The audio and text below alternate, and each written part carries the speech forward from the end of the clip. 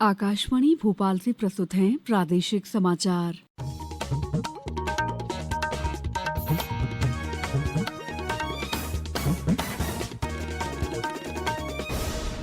नमस्कार, समाचारों के साथ मैं दीपा सिंह।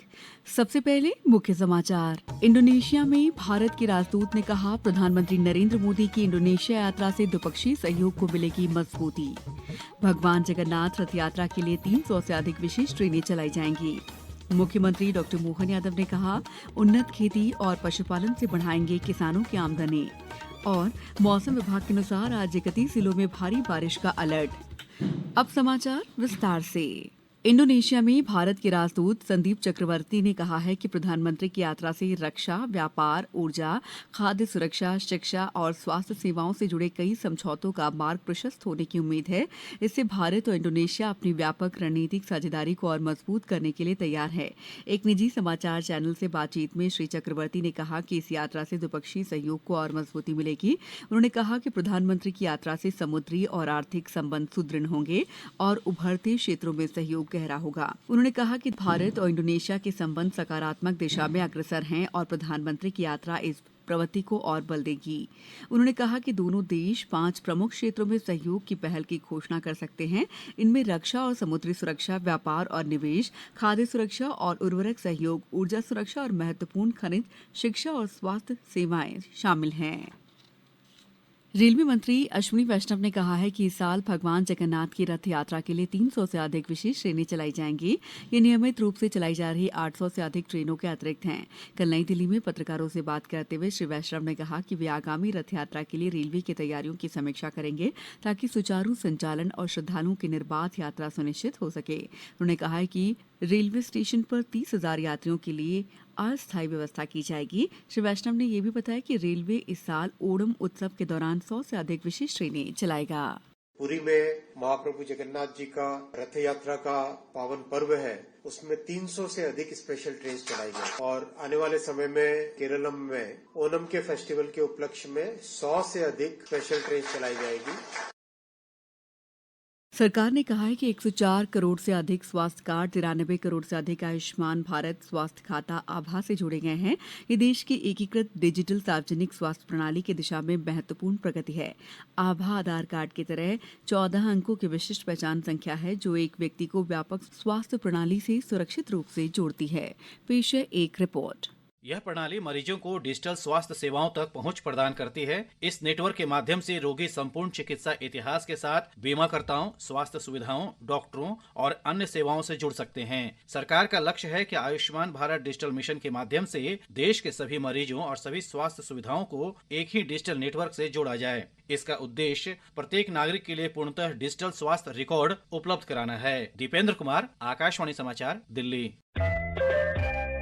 ये समाचार आप आकाशवाणी मध्य प्रदेश से सुन रहे हैं। ये समाचार बुलेटिन YouTube पर Madhya Pradesh news All India Radio channel पर और Facebook साथ ही X प्लेटफॉर्म पर AIR न्यूज भोपाल पर सुने जा सकते हैं। इसके अलावा आप हमारी वेबसाइट newsonair.gov.in पर अथवा न्यूज ऑन AIR ऐप पर भी समाचार सुन सकते हैं। ब्रेक के बाद समाचारों में आपका एक बार फिर स्वागत है। मुख्यमंत्री डॉ. मोहन यादव ने कहा है कि किसानों की आमदनी केवल एक फसल से नहीं बल्कि उन्नत खेती और पशुपालन से बढ़ेगी। इस बात को ध्यान में रखकर सरकार खेती के साथ साथ पशुपालन को विशेष बढ़ावा दे रही है। इसके सकारात्मक परिणाम सामने आ रहे हैं। मुख्यमंत्री डॉ. यादव कल ग्वालियर में डॉ. श्यामा प्रसाद मुखर्जी की जयंती पर उन्नत कृषि पर हुई संभागीय कार्यशाला में मौजूद किसानों से संवाद कर रहे थे। उन्होंने कार्यशाला में जैविक और प्राकृतिक खेती पर किसानों के अनुभव सुने। मुख्यमंत्री ने कहा कि वर्तमान में मध्य प्रदेश दुग्ध उत्पादन में देश में तीसरे स्थान पर है। हम अगले 5 वर्षों में मध्य प्रदेश को दुग्ध उत्पादन में नंबर 1 राज्य बनाएंगे। मध्य प्रदेश के मुख्य निर्वाचन पदाधिकारी संजीव कुमार झा ने कल भोपाल में मान्यता प्राप्त राष्ट्रीय राजनीतिक दलों के प्रतिनिधियों के साथ बैठक की। इस दौरान उन्होंने दतिया विधानसभा उपचुनाव के संबंध में जानकारी दी। उन्होंने बताया कि चुनाव की अधिसूचना जारी कर दी गई है। नामांकन का कार्य शुरू हो चुका है। 13 जुलाई नाम निर्देशन पत्र जमा करने की अंतिम तिथि रहेगी। 14 जुलाई को नाम निर्देशन पत्रों की संवीक्षा की जाएगी।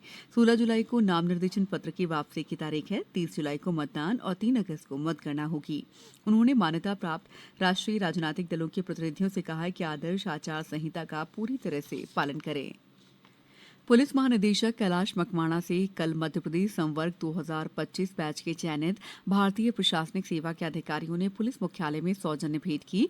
इस अवसर पर मकवाणा ने कहा कि प्रशिक्षण पूरी तन्मयता से प्राप्त करें ताकि शासन की जनकल्याणकारी योजनाओं का उत्कृष्ट क्रियान्वयन कर सकें। उन्होंने 9 चयनित अधिकारियों से कहा कि प्रशासनिक सेवा केवल एक पद नहीं बल्कि जनता की सेवा का दायित्व है। उन्होंने अधिकारियों से ईमानदारी, सत्यनिष्ठा और जन सेवा को सर्वोच्च प्राथमिकता देने का आह्वान किया। उन्होंने कहा कि वर्तमान समय में नए आपराधिक कानून, साइबर सुरक्षा, साइबर फ्रॉड, नारकोटिक्स और नशा मुक्ति जैसे विषय प्रशासनिक अधिकारियों के लिए अत्यंत महत्वपूर्ण है।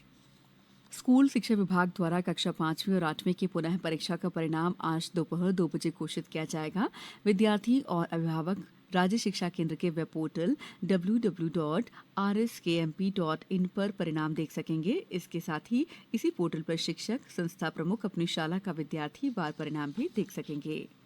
राज्य शिक्षा केंद्र ने संचालित शासकीय छात्रावासों में रिक्त स्थानों पर प्रवेश के लिए विद्यार्थी अंतिम चरण में 20 जुलाई तक आवेदन कर सकेंगे। इस वर्ष से प्रवेश प्रक्रिया पूरी तरह ऑनलाइन की गई है। इसके लिए विभाग ने एजुकेशन पोर्टल 3.0 के माध्यम से विशेष हॉस्टल प्रबंधन प्रणाली विकसित की है। प्रदेश में भारी बारिश का सिस्टम सक्रिय है, जिसके चलते पिछले 6 दिनों से राज्य के अधिकांश जिलों में तेज बारिश का दौर जारी है। मौसम विभाग ने आज 31 जिलों में भारी बारिश का अलर्ट जारी किया है। राज्य में अब तक सामान्य से 1% बारिश कम हुई है, जबकि जून में यह 33% कम थी। अब तक भोपाल, इंदौर, उज्जैन और नर्मदापुरम संभाग में सामान्य से अधिक वर्षा हो रही है। देवास में सबसे ज्यादा रिकॉर्ड बारिश हुई है। जकार्ता में अंडर 23 एशियाई मुक्केबाजी चैंपियनशिप के दूसरे दिन आज 50 किलोग्राम भार वर्ग के एशियाई चैंपियन विश्वनाथ सुरेश ने उज्बेकिस्तान के अमीरबेक इस्माइलोव को हराकर भारत का शानदार प्रदर्शन जारी रखा। पुरुष वर्ग के 55 किलोग्राम भार वर्ग में गंगा ने मंगोलिया की अमगालान बातर बुलगंखू को 5-0 से हराया। वहीं महिलाओं के 51 किलोग्राम भार वर्ग में तनु ने कोरिया की रियोंगयोन किम को 5-0 से हराया। अब कुछ समाचार संक्षेप में। खंडवा में महारानी लक्ष्मीबाई विद्यालय में कल विधिक साक्षरता और जागरूकता शिविर का आयोजन किया गया। पन्ना जिले में बीती रात हुई लगातार बारिश के चलते केन, मिनासन और पत्नी नदियों का जलस्तर बढ़ गया है। झाबुआ के शासकीय पॉलिटेक्निक महाविद्यालय में एकलव्य योजना के अंतर्गत अनुसूचित जनजाति वर्ग के विद्यार्थी हेतु 3 वर्षीय डिप्लोमा पाठ्यक्रमों में प्रवेश के लिए काउंसलिंग प्रारंभ हो गई है। सतना जिले में पशुपालन और डेयरी विभाग द्वारा लगभग 100 स्ट्रीट डॉग्स का एंटी रेबीज टीकाकरण किया गया। मंडला जिले की घोघरी तहसील में कल आकाशीय बिजली गिरने से एक किसान की मौत हो गई। इस बुलेटिन में बस इतना ही। अगला बुलेटिन दोपहर 2:10 पर। दीजिए इजाजत। नमस्कार।